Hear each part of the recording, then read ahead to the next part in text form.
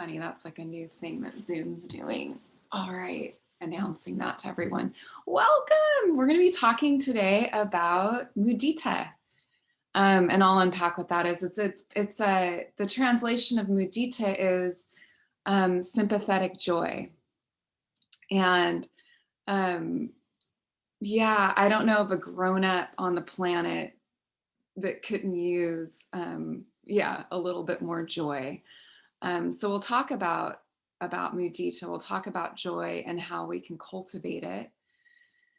Before we do that, I'd love to just take a moment and settle in. So we can just like find our breath and maybe take a few deep breaths and take a moment to come home to ourselves. Yeah, and if you feel so inclined, there are some folks who are on video, some who aren't. If you would like to come on video, you're welcome to do that. If not, it's fine too. But if you like, you can even, I'm going to remove my pin, and you can open up to the gallery view, the upper right-hand corner of the screen, and just take a moment to look at the beings who have come to practice with you today. Maybe just taking a moment with each of the squares.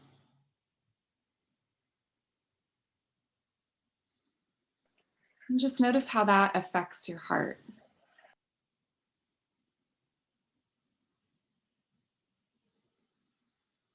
Yeah. Yeah, and then you can put in the chat, what's your intention? What brings you here today to our sit, to talk about mudita and to practice together. So we take about the first 25 to 30 minutes to do our talk, and then the last bit we'll sit together. I'd love to hear from a few of you. What brings you to our gathering today?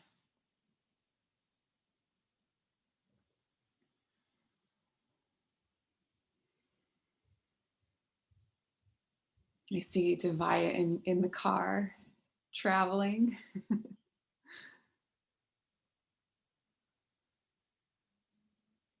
Cultivating joy even when there is adversity and disapproval. Yes, Tanya. Are you at Shoreline now? I love Shoreline and the work that they do there. Adriana's here. It's so good to have you in the room, Tanya. More joy in the heart is always good. Yeah. Hi, Adriana. Yeah, beautiful. I'm going to share this poem with you. You've heard it before, maybe you've heard me read it before, but when I read it, it brings up this kind of sense of joy in my heart. So yeah, just notice how this lands for you. It's called Down on My Knee. Well, it's from Ginger Andrews. And actually, I don't know what the title is, but it is by Ginger Andrews. And she says, down on my knees, cleaning out my refrigerator and thinking about writing a religious poem that somehow combines feeling sorry for myself with ordinary praise. When my nephew stumbles in for coffee to wash down what looks like a hangover and get rid of what he calls hot dog water breath. I wasn't going to bake the cake now cooling on the counter, but I found a dozen eggs tipped sideways in their carton behind a leftover Thanksgiving Jell-O dish. There's something therapeutic about baking a devil's food cake, whipping up that buttercream frosting, knowing your sisters will drop by and say, Lord, yes, they'd love just a little piece. Everybody suffers, wants to run away, is broke after Christmas, stayed up too late to make it to church Sunday morning. Everybody should drink coffee with their nephews, eat chocolate cake with their sisters, be thankful and happy enough under a warm and unexpected June sun.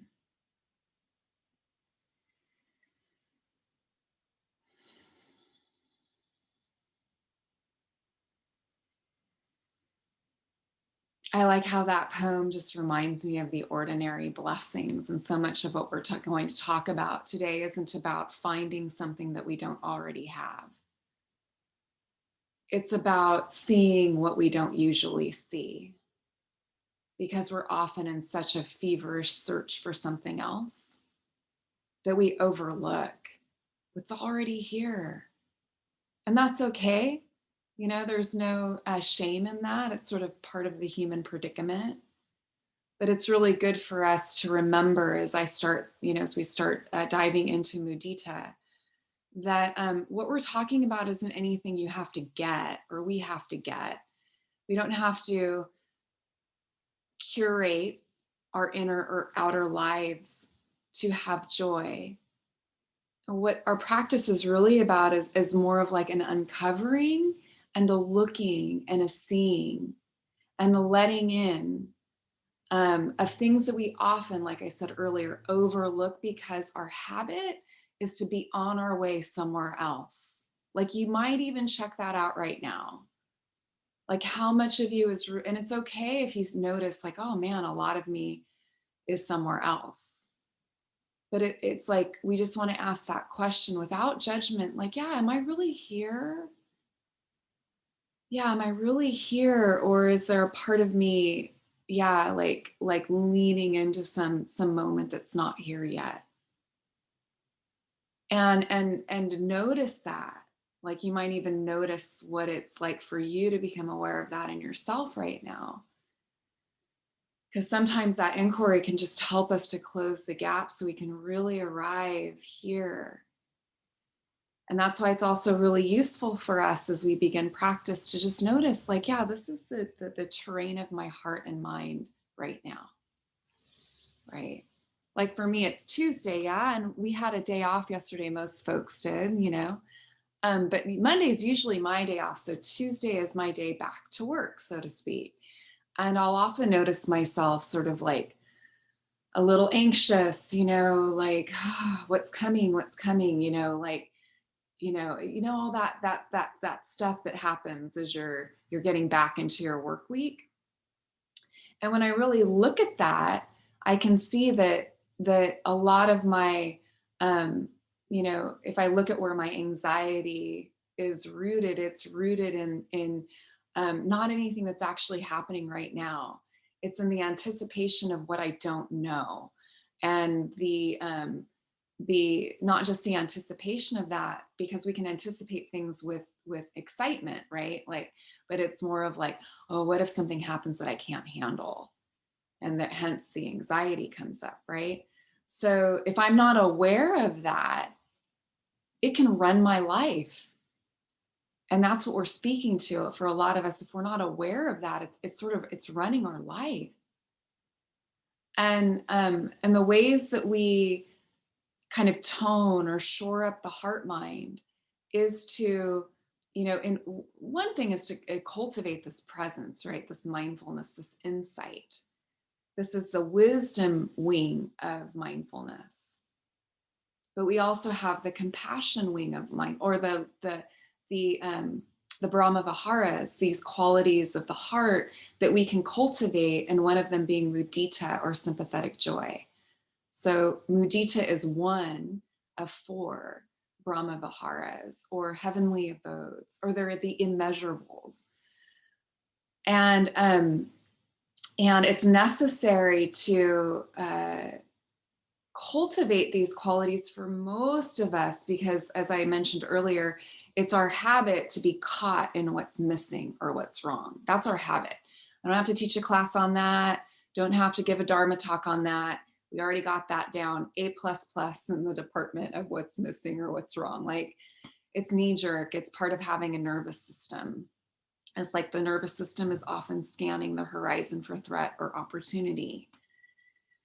And so knowing that about ourselves, it can help motivate our practice to, okay, well, there's these other things that are less habitual that we can make more habitual, like joy, right? Like compassion, which is another Brahma Vihara, like equanimity, which is another one, and like loving kindness, which is another one. But today we'll center on a little bit more here on joy. So sympathetic joy is an interesting phrasing, isn't it, mudita? Because what we're actually doing is celebrating. It's like our own, it's cultivating our capacity to, one, savor joy in our own lives. We were folding laundry yesterday, and my husband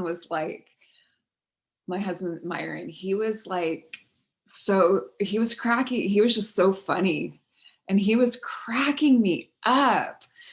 And he loves to crack me up, so if he sees me laughing, it'll often encourage him to keep going, so and I was like on the floor, just like belly laughing. When I have these moments in my life of like humor, right, when it just strikes me, because of these practices and my awareness of them, I'll just like totally go into the savoring. It's not clinging, but I let myself, I don't hold back, and I let myself like, crack up on the ground, like laughing so much I'm crying, right? And this is an example of mudita, right? He was like having so much joy, and I was celebrating in that joy, and he was making me laugh, and the kids were laughing. So this is like a contagious, joy can be contagious. We all know when someone's like a Debbie Downer, like that's contagious, and we can all be Debbie Downers, right? But there's also what about joy? What about joy? This can be contagious as well. So it's not just my capacity to savor my own joy. Sympathetic joy refers to my capacity to actually enjoy your joy. And it's not that I have to be happy because sometimes it's like I used to think with this Brahma Vihara, that I was doing it wrong if I didn't feel happy when someone else, honestly, when someone else has good fortune, let's be honest, sometimes our habit is to feel kind of jealous. And that's okay. We want to notice when that's going on. But as we cultivate mudita, we also cultivate a greater capacity to, if something good happens for you, I can be genuinely happy for you. Like I can be happy because you're happy. This is mudita. And something that Tueri Salah on the last retreat we were at, she mentions this, and I think this was so clarifying for me. It's a practice too of borrowing joy. Borrowing joy. So if you notice somebody is really happy, or they're just having a moment of like glee, we can borrow it, because it makes you happy when you really let yourself take it in, right? There's something here that just you kind of so we can also think of mudita as borrowing joy. My kids, right? If one of my kids is just happier, kids do this really well, right? They're so happy, and they don't know yet that they have to dial it down, or they're still so in touch, especially really little kids, with this quality of mudita. I used to teach kindergarten, right? So I would get a main line of this all the time, this joy, and I would just tickle me to no end, right? My dog, she's always just, for the most part, really happy, and her tail wags really fast. I'm a new dog owner, so I'm learning about dogs now. And she's like, I just smile because she's so happy. So it's also, there's opportunities throughout our day. And I'm going to talk about this in the 3 points. I always have 3 points that I want to share about what we're talking about. So the second point I wanted to talk about is savoring, and I'll get to that in a moment. But let's unpack this a little bit more. The first thing I wanted to, number one, in the 3 things, we don't have to earn the right to experience joy. I want y'all to really let that land. Because sometimes what gets in the way is this feeling like, oh, but I have all these problems in my life, I can't be joyful. I can't be joyful until those are gone. Or, you know what, I'm still so imperfect. You know, I still yell at my kids sometimes when I get mad. I still eat too much, or I still drink too much, or whatever your thing is. We use these things as like delays to joy. Well, when those things go away, then I'll really be happy. It's like we don't deserve it. And so this idea that we need to earn joy is bullshit. Like, it's just not true. And as like freed up we can get from that, the better. You know, like, you don't need to earn it. You don't need to, that's all I need to say about it. So that's number one. So we can have joy now. We don't have to delay joy. Number two, I wanted to speak of savoring. Savoring. And I kind of gave some examples earlier of this. So when we become aware of this quality, when we just see it happen in our life, you know, the more something is practiced, the more habitual it becomes. Wouldn't it be nice to have mudita as a habit, right? And it can be if we practice it. And so now that we have this awareness around it, when you notice, just, you might even notice if there's any spark of joy in your heart right now, because we're talking about it. I'm sharing some examples. You might be naturally reflecting on this in your life. It's like, you know, my husband cracking a joke, like, I'm savoring it. I'm going to like roll around on the ground and laugh and share my joy with my whole family, because my kids love to see me like that. And I know that, right? So it's like, we can savor these moments that just happen that bring up a little mudita, the dog, you know, oh, mudita, I feel this little jumping in my heart, this joy. You know, sometimes little kids walk by my house, you know, with their families, and I don't know, they're just so cute, you know, and they're just the sight of them makes my heart leap, makes me smile. So it's not bypassing those moments. You know, it's actually like, when we notice them happening with mindfulness, we take them in and we let ourselves like savor. We don't have to cling. We don't have to hold on to it. We just savor it. We recognize it. We let it in. We let it in. We can do this when we don't have this idea that it should be better or we don't deserve it, right? It's so easy for us. We bypass many, many moments of mudita, many, many moments of mudita in our distraction with our distracted minds and hearts. And so this is a call for us to just be more awake in our lives and notice those moments, because they're happening for all of us. And then the third point that I wanted to mention here around mudita is that we can also generate it. So there's just a natural way in which life presents us with these opportunities, these moments of just like a light, happy heart. But then there's also ways in which we can generate mudita as a practice. And we're going to be working with this today in phrasing, right? So we know the practice of metta, where we're using phrases. May I be filled with loving kindness, right? Our song, may I be filled with loving kindness, may I be well. May I be peaceful and at ease. May I be happy. That's our loving kindness chant. We can use the same tune we usually sing for mudita. And the words to this, and I'll put it in the chat because we'll be working with them in our practice. I am glad for my good fortune. I feel my joy. May it grow forevermore. May I stay joyful. There's something just in the wishing. It's like a wish. There's something that's pleased. The heart is pleased when we wish for what we want.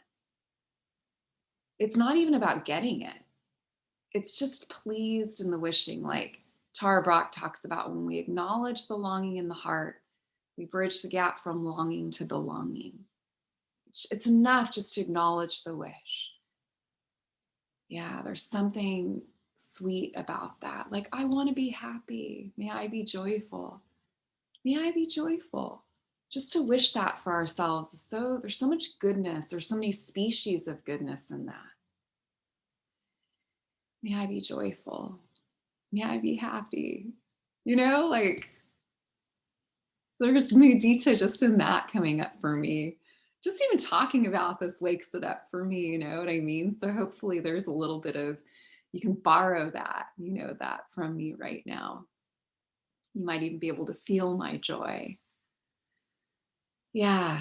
So let's just take a moment to let what I've talked about just sort of settle and land. I unpacked what sympathetic joy was and is. I talked about borrowing joy, and then I talked about these three aspects, these three ideas. One is that we don't have to earn it, we don't have to wait for it. The second was savoring those sort of organic moments that we notice in life, how we can sort of pause and take those in as a practice. And then three, more of a generative practice, you know, and I shared some phrasing that we'll use in our meditation today. What's landing for you? Hi, Candace. Oh, it's a size, but this is my heavy. Oh, okay. Okay, got it. Got it. Yeah, yeah. Oh, good. I'm glad Luke's with you, Tanya. I'm just reading some of the chats now. We both need this. Good. Yeah. Oh, gosh. Oh, yeah. Oh, Luke, I have stories for you. Whew. Yeah. Yeah. Middle school. I feel that. Yeah. I'm glad he's here. So what's landing for you as we prepare to pivot to practice? I'll put it in the chat. Welcome, Tiffany and Harry. I didn't get an opportunity to say hello to you. We can generate joy. Yes, Dharma. That's right. Like, we can generate, right? We can generate, like Brendan Burchard says, right? The power plant doesn't have energy, it generates it. He talks about bring the joy. I just remembered that. Bring the joy. That's Brendan Burchard. We have like, Myron has a, what is it? The lanyard thing from one of, anyway. Yeah, yeah. Brendan Burchard is like, he has so much mudita, that man. Finding joy is a great way to go through life. Yes, Adriana, yes. Finding joy, right? What would it be like if we did less trying to find problem and instead we did more like finding joy, uncovering it? It's already here. Life's always like knocking at our door, you know, with joy. Borrowing joy from children, yes, Anna, right? I think of your grandkids. Oh, it's actually Marlene.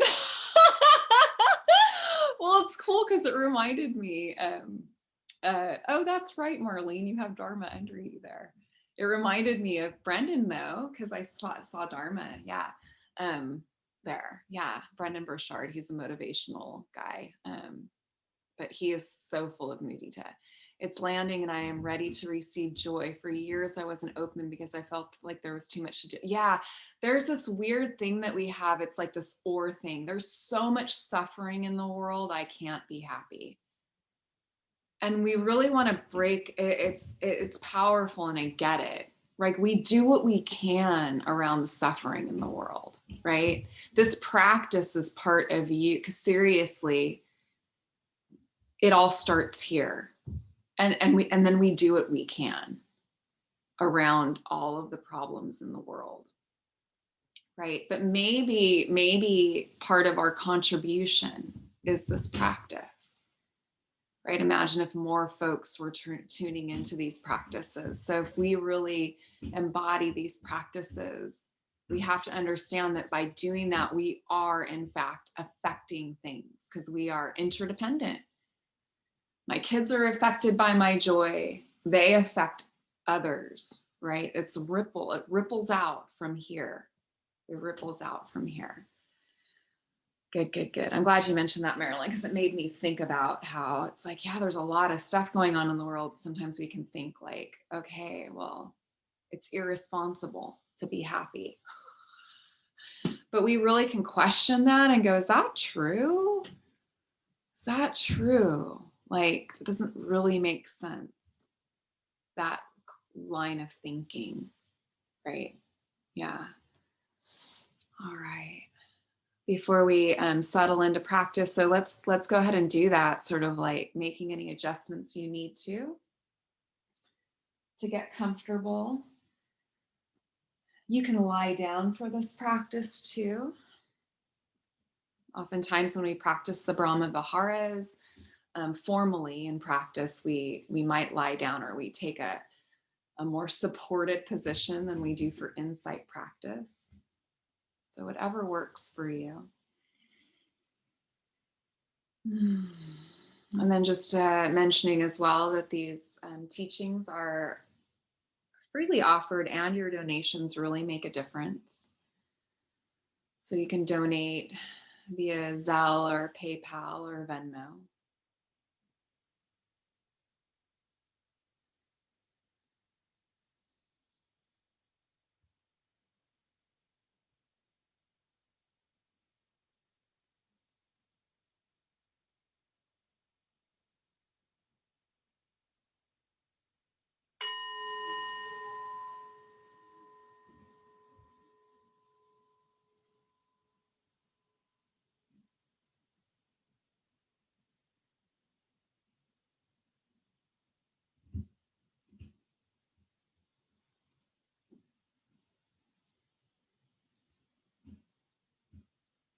It's so useful in the beginning of practice just to marshal the attention towards the breath.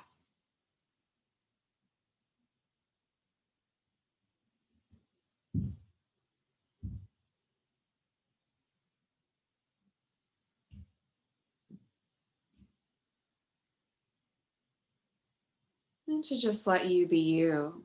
You don't need to manage or control anything right now.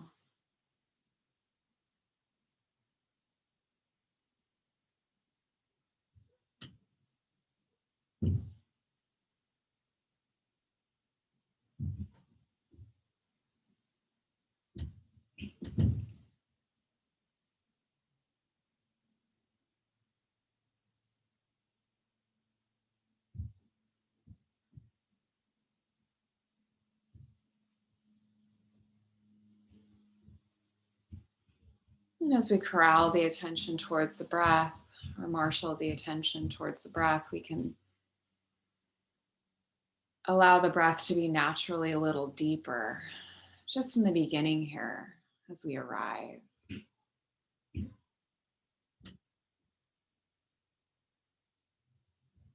As we arrive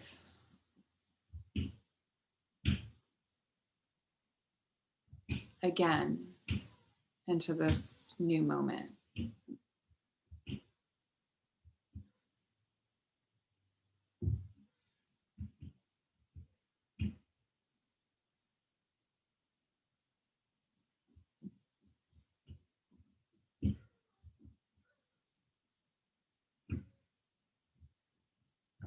You may be hearing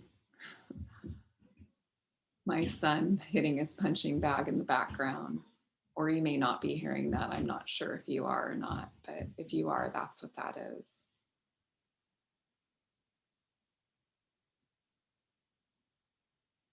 We just include the sounds in the room.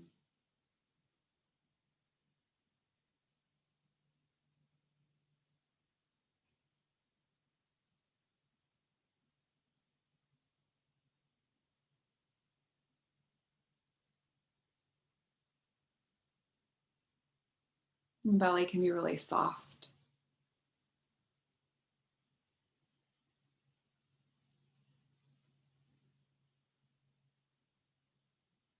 You can let yourself be like 5 or 10% more at ease.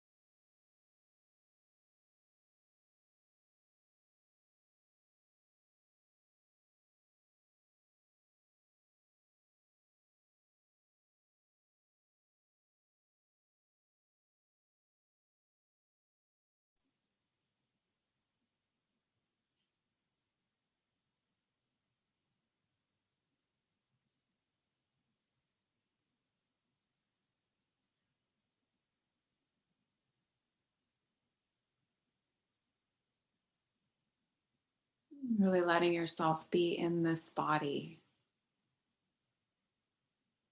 with its world of sensations that we find either pleasant or unpleasant or neutral.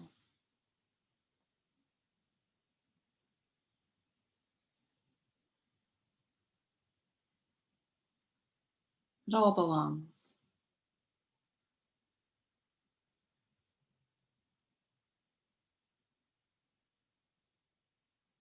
It can be helpful to notice the different felt sense visitors that come through. Oh, this tension in my neck, unpleasant.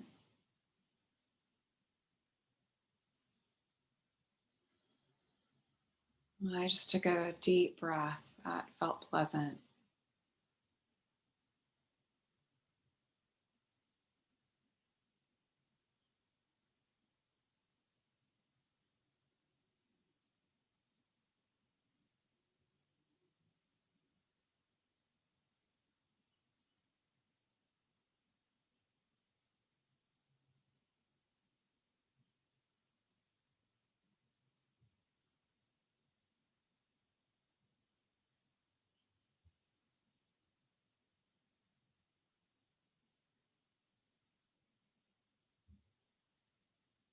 And be holding your experience with some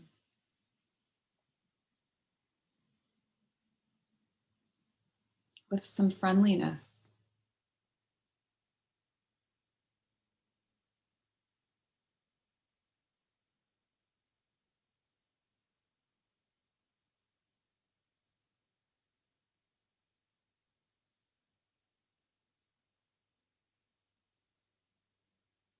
The inner narration, the way we talk to ourselves, and the images that come through as thoughts. We can behold those with friendliness as well.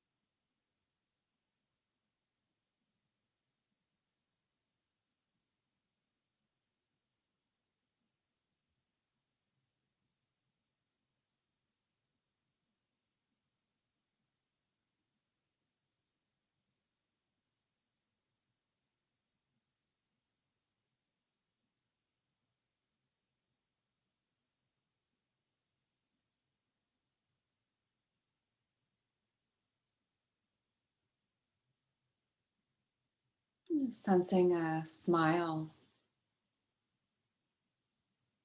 spreading through your eyes.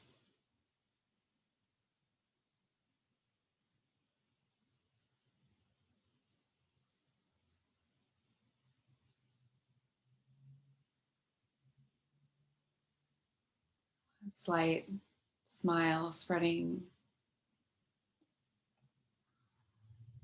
sort of inside the mouth. Like the corners of the mouth just turn up a little bit.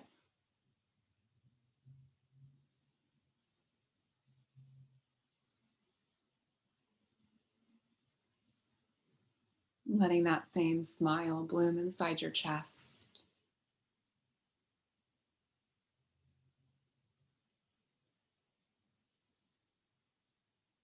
Inside your belly.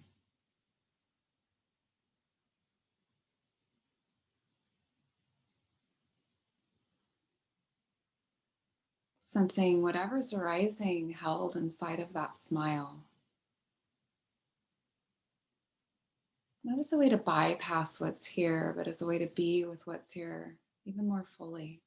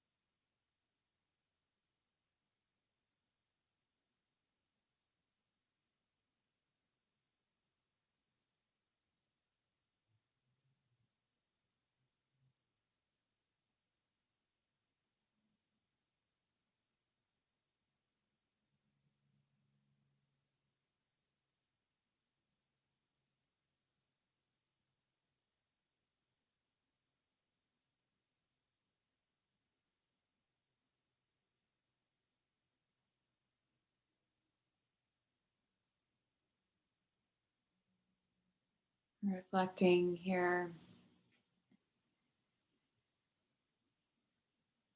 on your wish to be joyful. not in some future moment, but just like right now, here in your life, to be, yeah, open to experiencing more joy.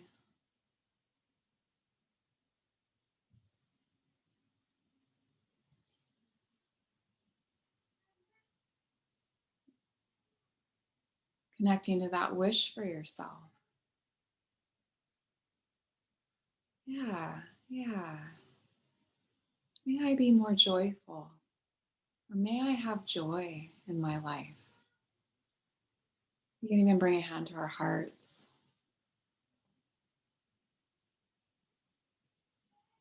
Really feeling into your own heart space, the center of your chest.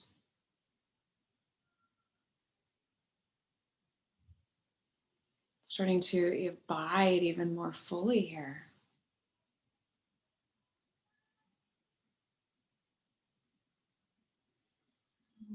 Begin the recitation of our chant. Start with I, and then we'll move to you, and then we'll move to we. We'll chant each 3 times. Just allow yourself to have time and patient. Just be patient as you pick up the tune and the phrases. So you can listen to me until you start to get the hang of it. Yeah. I am glad for my good fortune. I feel my joy. May it grow forevermore. May I stay joyful. I am glad for my good fortune. I feel my joy. May it grow forevermore. May I stay joyful. I am glad for my good fortune. I feel my joy. May it grow forevermore. May I be joyful. I am glad for your good fortune. I feel your joy. May it grow forevermore. May you stay joyful. I am glad for your good fortune. I feel your joy. May it grow forevermore. May you stay joyful. I am glad for your good fortune. I feel your joy.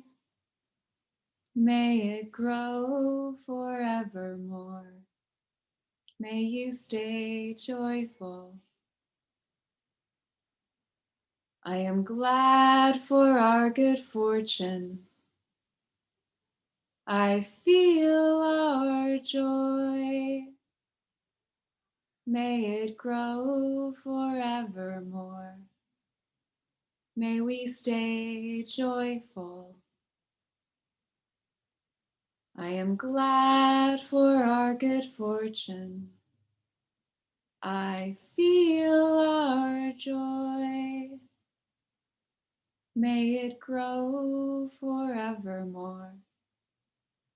May we stay joyful. I'm glad for our good fortune. I feel our joy.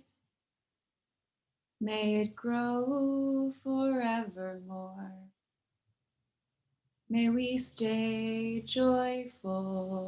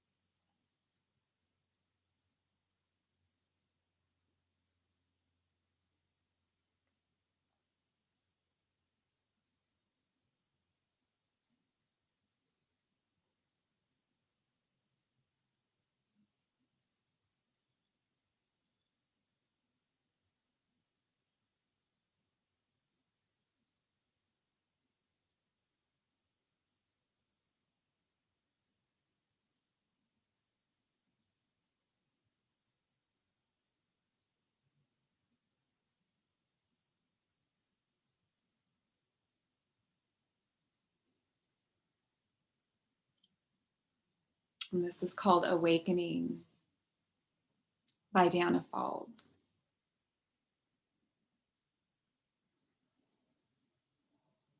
Why wait for your awakening? The moment your eyes are open, seize the day. Would you hold back when the beloved beckons? Would you say with your eyes downcast, no, I can't step across the threshold. I'm not worthy. The refrigerator isn't clean. I still chew my fingernails and my practice surely isn't strong enough.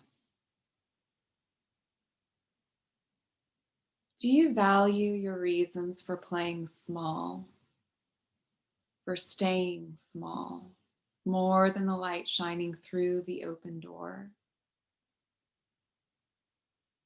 Forgive yourself. Now is the only time you have to be whole. Now is the soul moment that exists to live in the light of the true self. Perfection is not a prerequisite for anything but pain. Please, oh please, do not believe in your disbelief. This is the day. This is the moment of your awakening.